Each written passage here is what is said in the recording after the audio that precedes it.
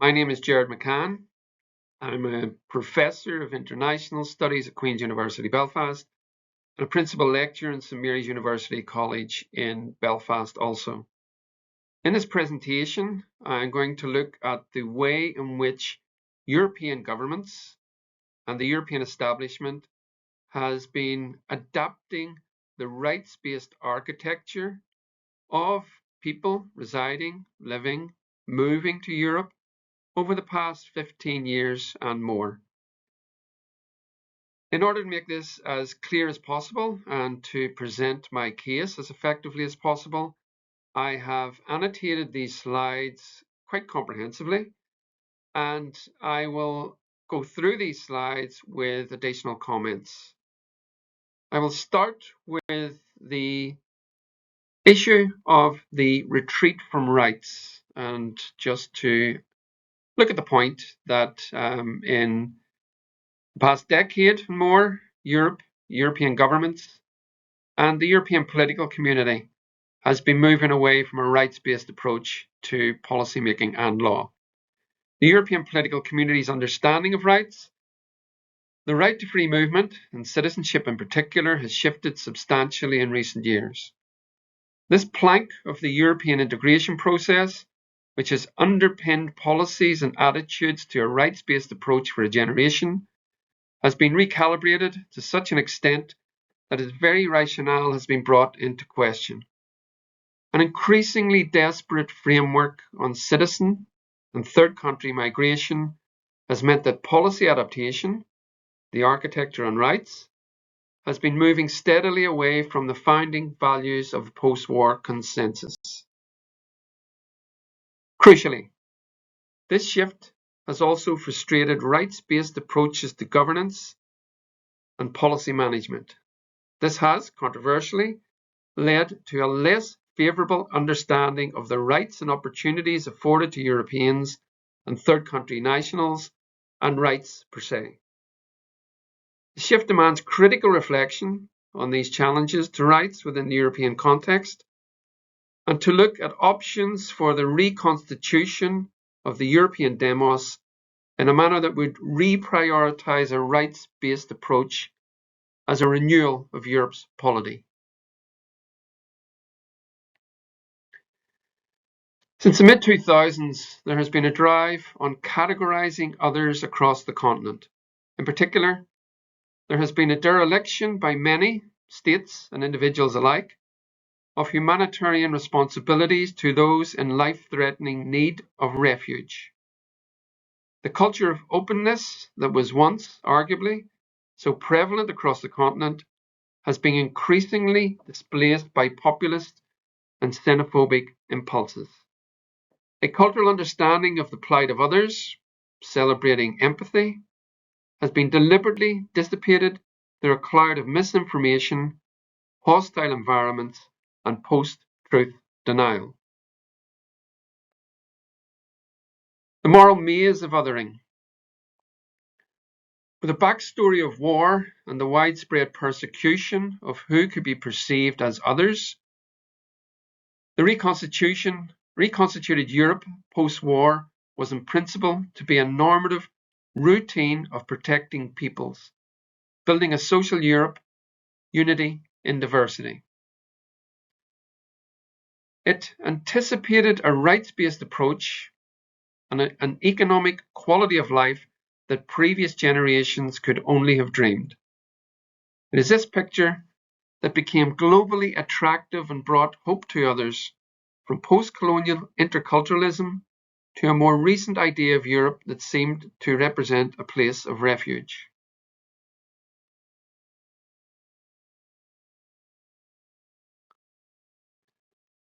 For Zygmunt Bauman, in Modernity and Ambivalence, identities construe others vis-a-vis influence. I quote, "In dichotomies crucial for the practice and vision of social order, the differentiating power hides as a rule behind one of the members of the opposition. The second member is but the other of the first, the opposite, degraded, suppressed, exiled, side of the first and its creation. Thus, abnormality is the other of the norm, woman the other of man, stranger the other of the native, enemy the other of friend, them the other of us. Bauman gives a very complicated address to the question, but essentially what is being said here is that power, the nature of power, increasingly resides in the othering of elements of your population that are more vulnerable, more exposed, and indeed more exploitable than the general population.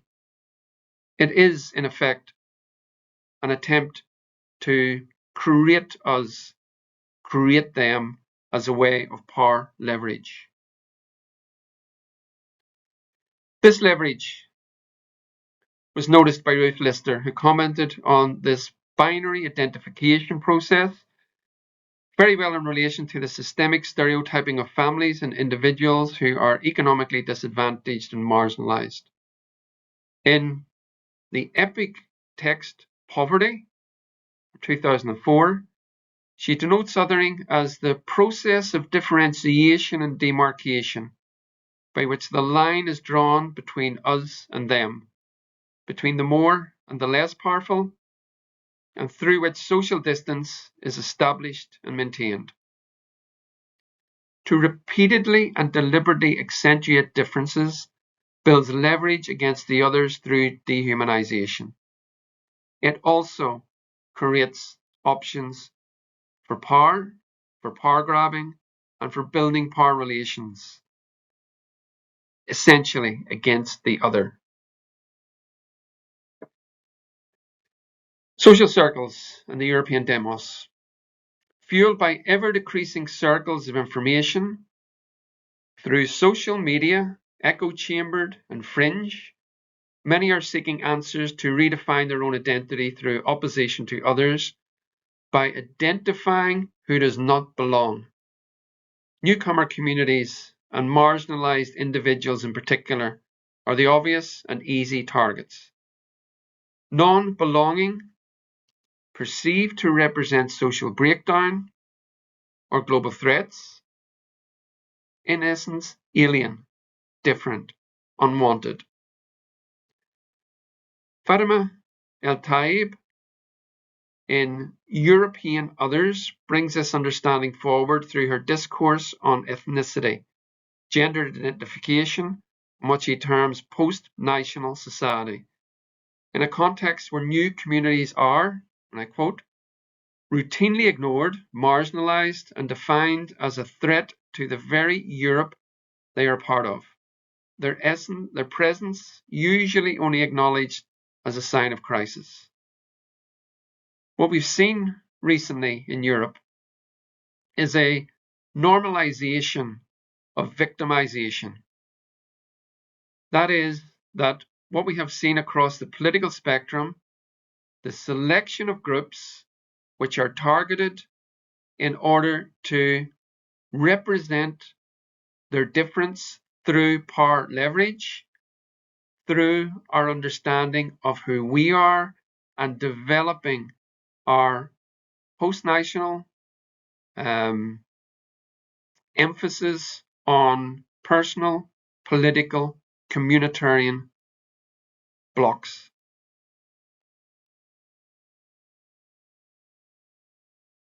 Edward Said, in Reflections on Exile and Other Essays, noted that othering grips the public mindset easily. For new communities moving from the global south in particular, the colonial stereotyping of these others is very obvious, tinged with residual racism and xenophobia. Syed noted that to build a conceptual framework around a notion of us versus them is, in effect, to pretend that the principal consideration is epistemological and natural. Our civilization is known and accepted, theirs is different and strange, whereas, in fact, the framework separating us from them is belligerent, constructed, and situational.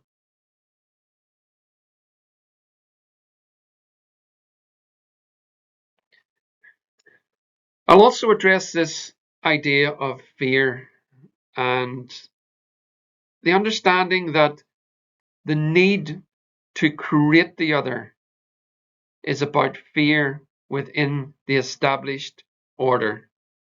The other is something that is different, something that is a threat.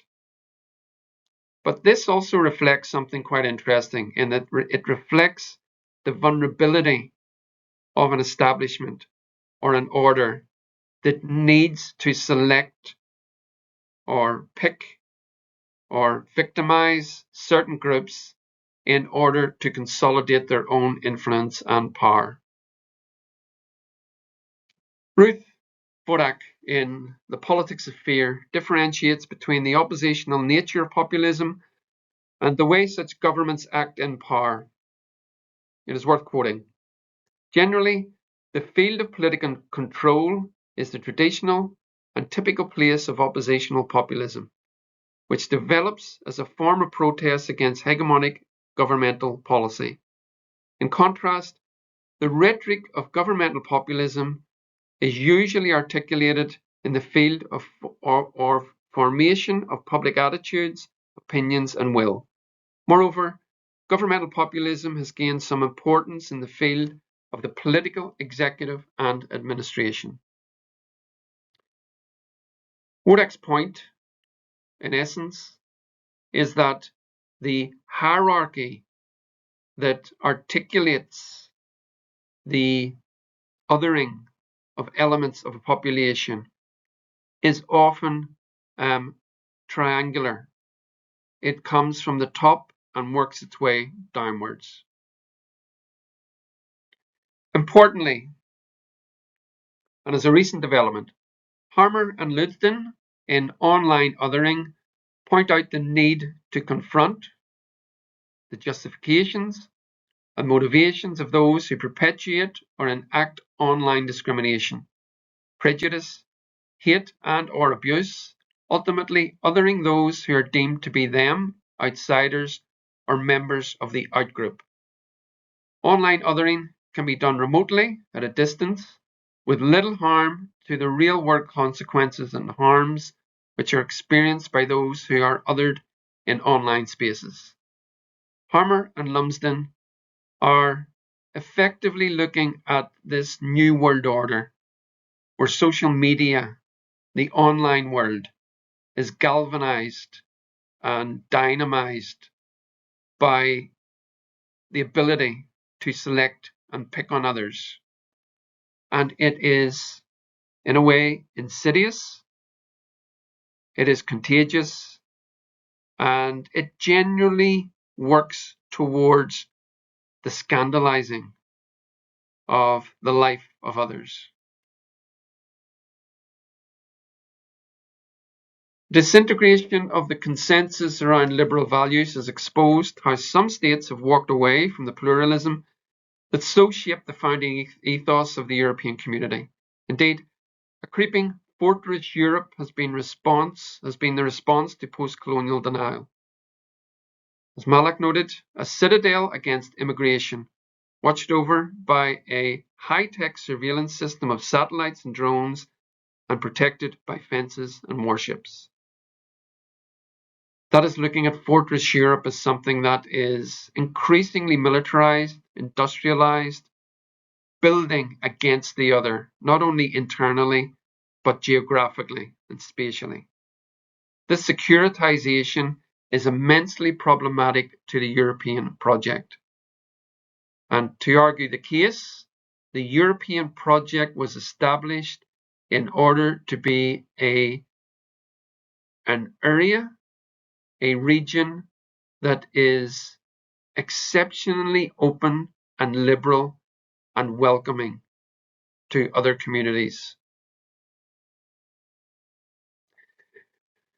It's a long way from where the European Union came from. The Copenhagen Declaration of the 14th of September 1973 outlined very concisely the values under which post-war Europe was constructed. The standards raised then remain pertinent to the bureaucratically cluttered, fearful Europe of the COVID age. At its core is the practice of inclusion, bringing those on the margins in, building European communities as diverse, welcoming, and open. To ensure that the cherished values of their legal, political, and moral order are respected, and to preserve the rich variety of their national cultures, they have determined to defend the principles of representative democracy, of the rule of law, of social justice, which, in the climate and the ultimate goal of economic progress and of respect for human rights, all of these are fundamental elements of the European identity. So this is the prelims to the Copenhagen Declaration of the 14th of December 1973, and gives a good insight into where mindsets were in the founding years of the European community, and indeed as it evolved. What we have in Europe currently is a moral dilemma. The problem of understanding where we came from post-war, understanding of what Europe was, what it should be, and how it evolved, but caught in a maelstrom of changing moral, social, political values, galvanized by social media, and increasingly accepted by the political establishments across Europe. As a swipe at othering, Martin Buber calls us to action in his epic text Between Man and Man, resonating absolutely today. That is from 1947. The message is still there. Its first step must be to smash the false alternative with which the thought of our epoch is shot through. So we need to address this othering, address this moral dilemma, and reassert our understanding of what society should be. Emmanuel Levitas and his philosophy resounds the ethical nature of this relationship with others. Levinas, in his epic invite to a new concept of Europe, totality and infinity, concludes that only in fulfilling our duty to others can society, and indeed the collective, thrive. And the point being, as with Buber, that we cannot effectively develop socially unless we include the others. To conclude, there has been a significant shift in the post-war consensus on the protection of human rights in Europe. Governments have been rowing back on commitments made in the ECHR, the United Nations Declaration of Human Rights, and the Lisbon Treaty's fundamental rights. The cultural break with human rights-based approaches to policymaking can be seen with the treatment of underrepresented groups and vulnerable communities across Europe. Othering has become mainstreamed. The Trump administration, along with other administrations globally, has given license to targeting racism and targeted racism and discrimination. The response demands a return to a culture of rights. And on that point, I will finish this presentation and just reaffirm that last point, that there needs to be, in order to address this proliferation of othering across Europe and other places, there needs to be a response that prioritizes a culture of rights and a rights-based approach to policymaking and law. Thank you.